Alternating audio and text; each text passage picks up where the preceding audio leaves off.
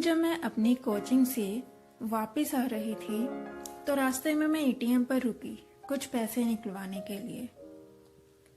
जब मैं वापस अपनी स्कूटी के पास आई घर जाने को, तभी एक बूढ़ी गरीब और काफी कमजोर औरत मेरे पास आकर रुकी और कुछ पैसे मांगने लगी। मैंने उसकी तरफ देखा और उससे कुछ बातें करने लगी, बस उसके बारे में जानने के लिए। पिछले ही दिन मैंने एक जरूरतमंद औरत को कुछ पैसे दिए थे और बदले में मुझे मिला था आशीर्वाद। वो संतुष्ट थी और मैं खुश। पर आज इस बूढ़ी औरत का मुझसे पैसा मांगना और उस पर मैंने बोला, अब क्या रोज ही देती रहूंगी? इस पर उसने एक आशा के साथ जवाब दिया, मैं तो आज ही आई हूं बेटी। फिर वो कुछ पैसे मांगने लगी ताकि वो अपने परिवार का, अपने बच्चों का पेट भर सके। मैंने उससे उसके घर के बारे में पूछा तो वो बोली कि वो पास में ही रहती है कहीं और कल बारिश के कारण पूरा घर पानी से भर गया है और अब बेघर जैसा हो गए हैं। वो मुझसे पूछने लगी कि अब कहाँ जाएं और कहाँ रहें। इसी बीच उसने मुझसे ये भी बोल दिया कि मैं उसे बताऊं कोई रहने की जगह।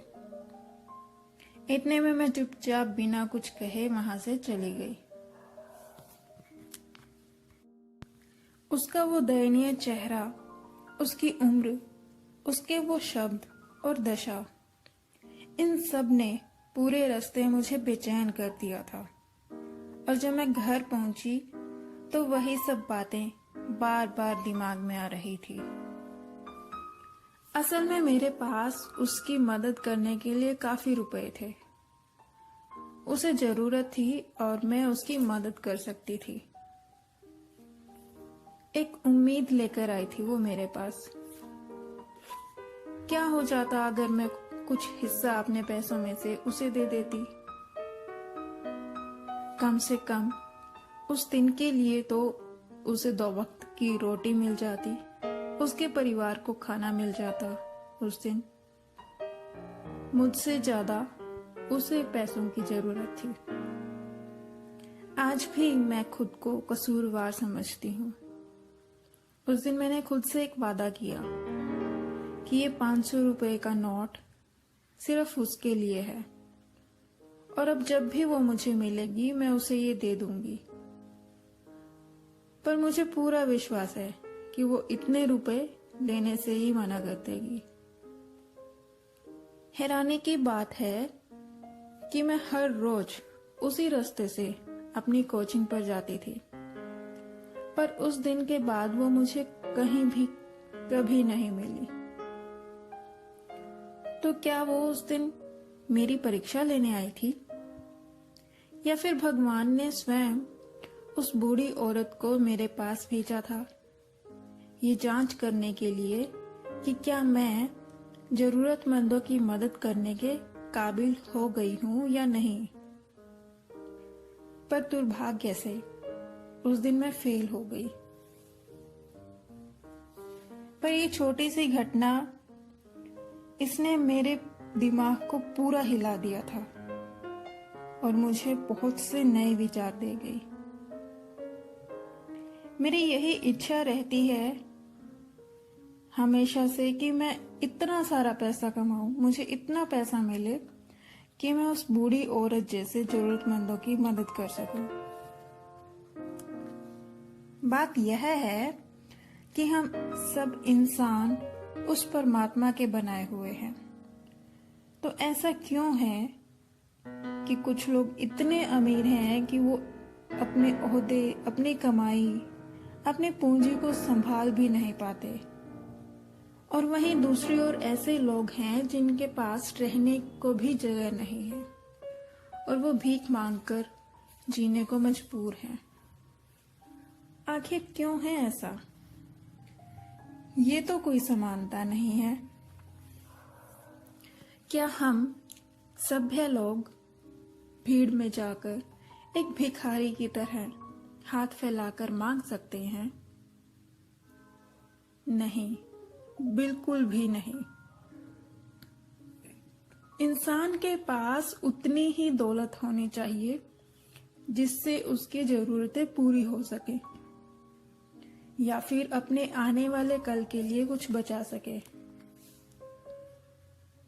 हाँ, अगर किसी के पास इतनी दौलत है कि वो अगर दान भी करे या जरूरतमंदों में बांट भी दे तो भी उसके पास अपने भविष्य के लिए काफी बच जाएगी। अगर हम कर सकें तो हमें उनकी आर्थिक मदद करनी चाहिए जिन्हें सच में जरूरत है।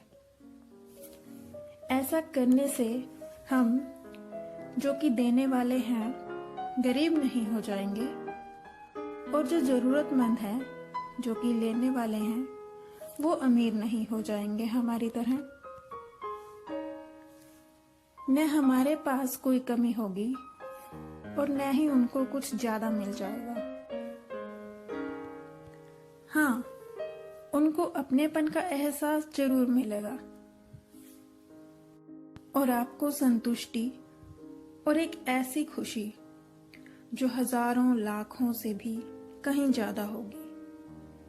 उनके चेहरे पर एक मुस्कान होगी, सच्ची मुस्कान, और आपको देने के लिए दिल से निकलेंगी हजारों दुआएं जिनकी कोई कीमत नहीं होती। ये होगा एक कदम समानता की ओर। कुछ ऐसा हुआ अगर तो हम कह सकते हैं कि हाँ, सच में समानता है। यदि हम सच में योग्य हैं, इतनी हम में क्षमता है, तो हमें उनकी मदद हमेशा करनी चाहिए जिन्हें जरूरत है। इंसान होने के नाते इंसानियत फैलाएं और समानता लाएं। कोई नहीं जानता कि कब ये समय बदल जाए। आज के लिए इतना ही। इस वीडियो को इंग्लिश में सुनने के लिए नीचे डिस्क्रिप्शन बॉक्स में दिए गए लिंक पर क्लिक करें। मैं आपके शुभचिंतक अंजू मिलूंगी एक नए विचार के साथ जो आपकी सोच और आपकी जिंदगी दोनों बदल दें। जाने से पहले वीडियो को लाइक शेयर करना ना भूलें और अपने विचार मुझसे बांटने के लिए कमेंट बॉक्स के जरिए मुझसे जुड़ें। मेरे channel thank you positive powers को सब्सक्राइब करें और घंटे का निशान जरूर दबाएं ताकि मेरी अगली वीडियो की नोटिफिकेशन सबसे पहले आपके पास पहुंचे। और मेरी अगली वीडियो होने वाली है कोरोना वायरस के ऊपर। तो तब तक think positive, act positive, live positive, peaceful life. Thank you, take care and keep smiling.